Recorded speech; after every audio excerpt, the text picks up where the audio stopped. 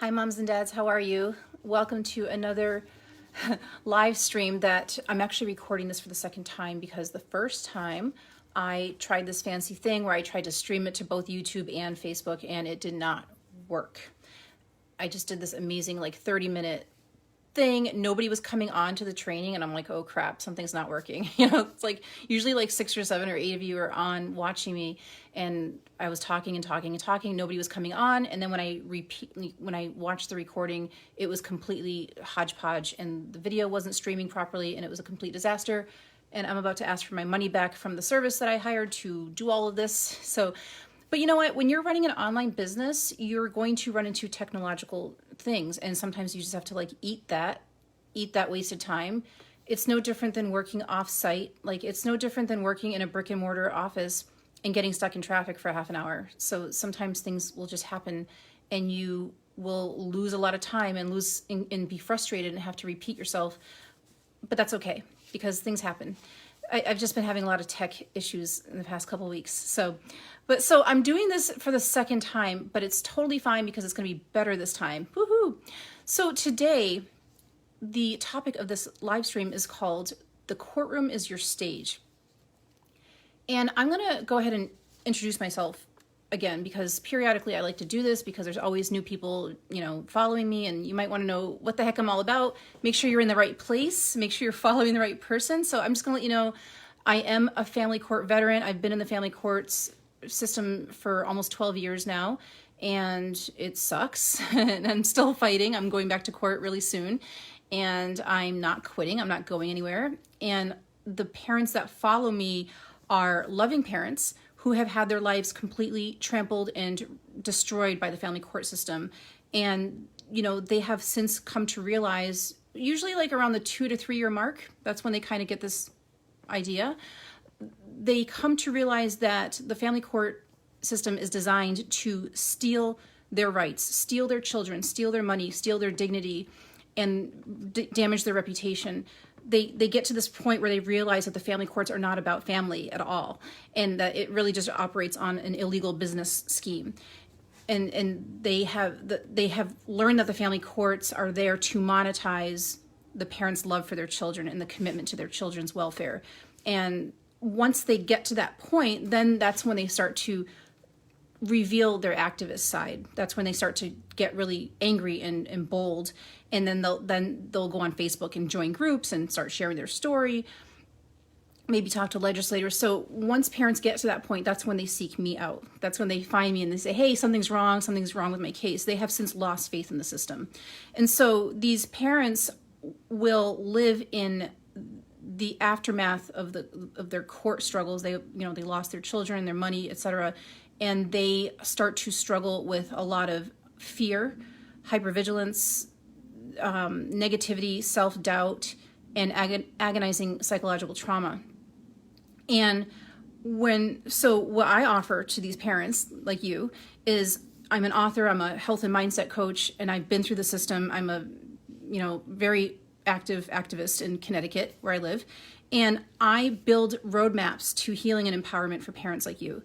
I create digital courses, I have workshops, I do trainings like this, and I have a book that you could get for free, by the way. If you want a free copy of my book, I'll tell you how to get that at the end of the live stream here. And you need this empowerment to conquer your courtroom saboteurs. You need the empowerment. You all know that what's happening to you is wrong. You know it's not right, but you don't have the tools to go into the courtroom where it matters the most and take down your saboteurs. That's where parents are stuck.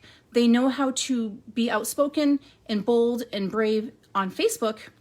They know how to be activists when they're at their rallies, their fathers' rights groups, their various social gatherings. They know how to talk about their case during Thanksgiving dinner with their family and their friends and stuff. But when it comes to actually setting foot in the courtroom and saying what needs to be said and being that powerful presence in their case that they have to be, that's where they fall short because of the psychological trauma they've already gone through, their lack of empowerment, and the fact that parents, when they go to court for the first time, they abandon their own instincts. They know that something feels wrong. They know that this doesn't feel right, that the way the court system runs isn't like any other entity they've ever come in contact with. But they still check their instincts at the door because their attorneys are beating down on them that they can't speak up for themselves. They can't defend their kids. They can't advocate for anything. So that, in my opinion, creates a very special type of trauma. And I'm not going to talk about that tonight, but if you want to learn about that, go to my podcast and look at the very first episode. Episode 1 of my podcast addresses all of that very special type of trauma. So I'll put a link to my podcast in the description when I'm done here. So yes, the parents like you need to learn how to conquer your courtroom saboteurs so that you don't continue to have your children and your money and your dignity ripped from you. You need to take back your power. You all know this. And when you embody this new mindset where you are going to be an activist in the courtroom where it counts, where you treat the courtroom as your stage, you're going to shift from a victim of the family court system to a parent that's going to change the system, because the system needs thought leadership. The system needs activists. The system needs go-getters and hustlers like you. You are that parent that's going to do this, because no one else is going to do this.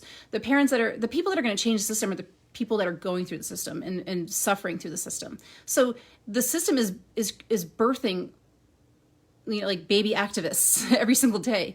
And so you just need to like step through that membrane and be like, oh, I'm not going to be this way anymore. I'm not going to be a victim. I'm not going to check my instincts at the door. I'm going to go in there and be an activist in the courtroom. And that's where I come in. I help you build that roadmap. So you can heal yourself financially, spiritually, psychologically, and emotionally. You can do that. Parents can come out of this, whether or not they get their kids back, you can come out of this a whole person. So what I want you to take on in 2021 is I want you to have certainty that you have the ability to be a leader in this. I want you to have this inner knowing that you're going to be one of the parents that changes the system.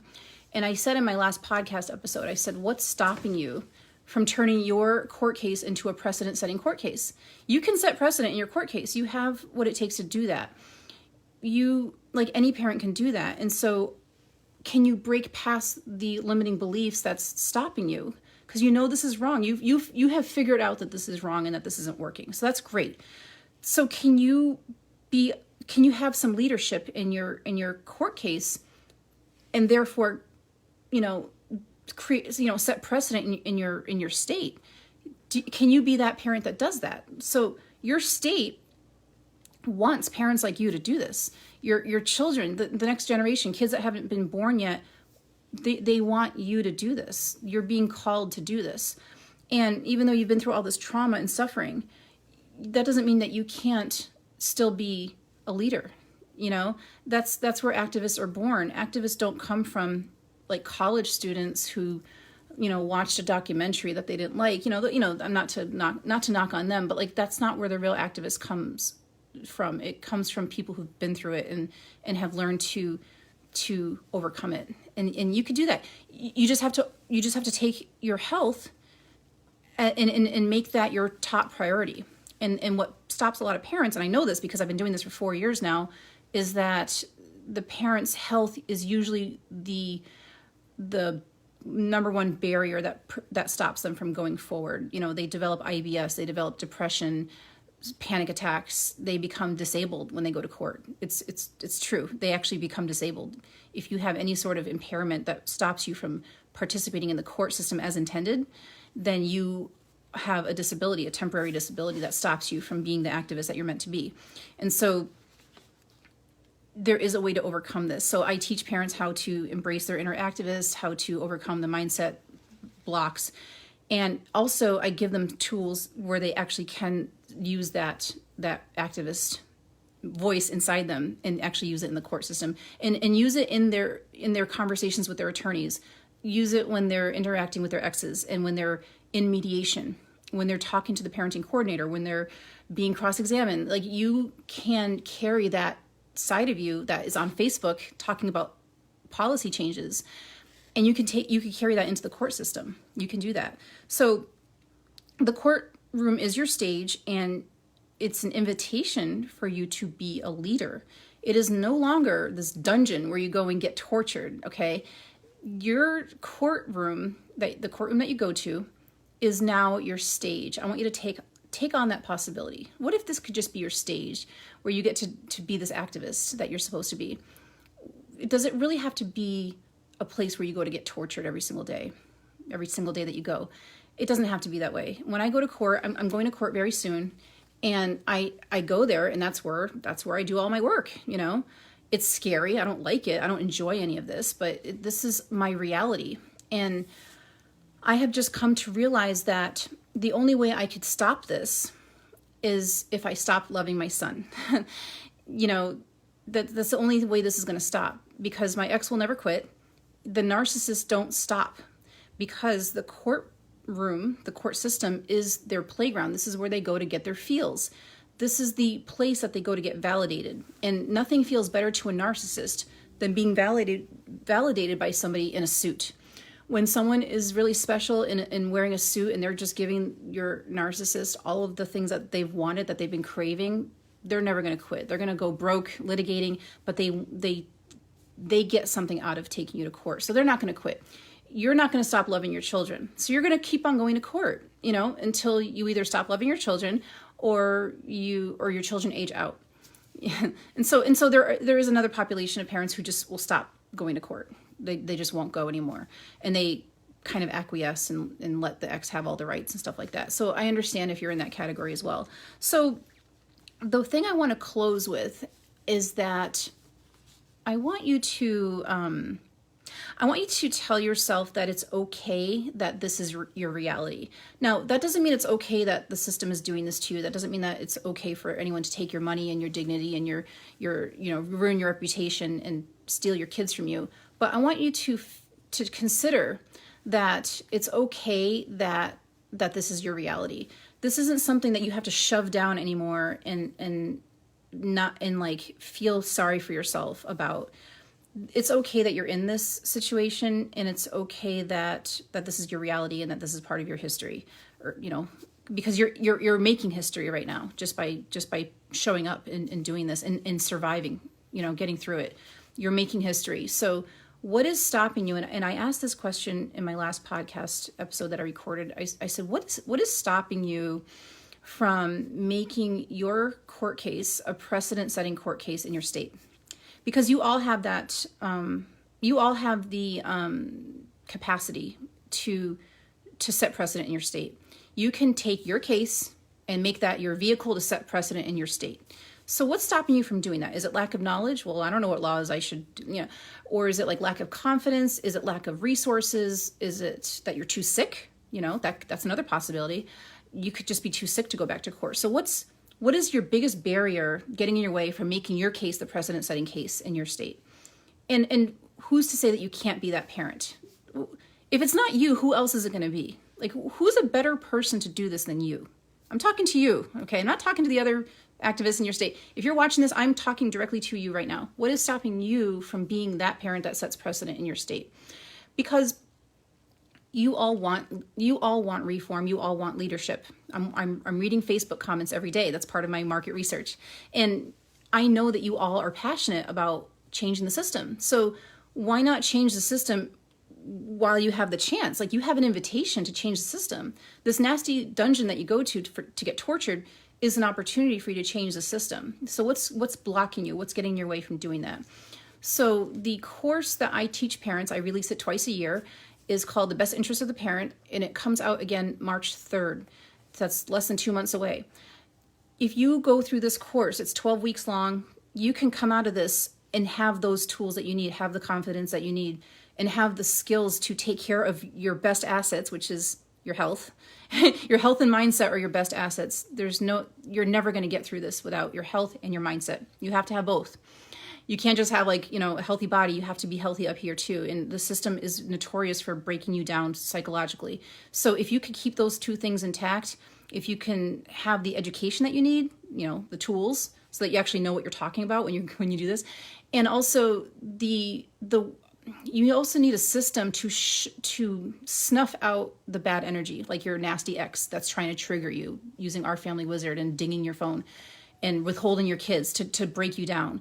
So if you could set boundaries around that toxicity, take care of your health, work on the tools that you need to work on, which is like your education, like knowing your rights. That's a big one.